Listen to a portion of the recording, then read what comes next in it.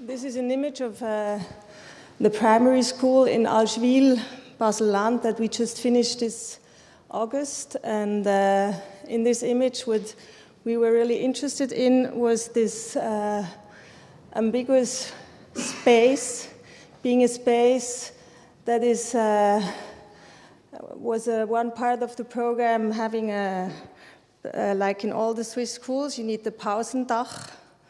And we tried to look for a new interpretation of what can you do with a Pausendach. I don't know the English word for Pausendach. So and the next structure is from Burkhalter and partner together with Raderschall Landscape Architect, and it's an open structure in Zurich North, Zurich Oerlikon.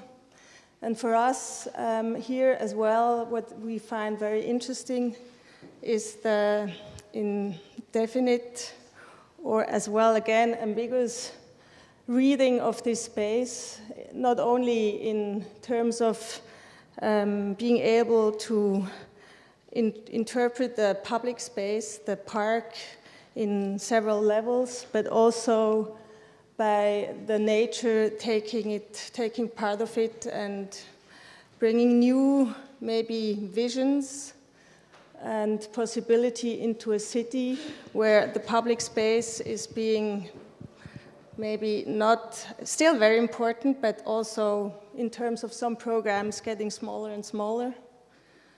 And the third image, the vernacular, is actually a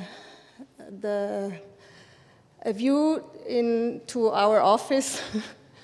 And it is, we had the chance to find a space that used to be a warehouse in Zurich West.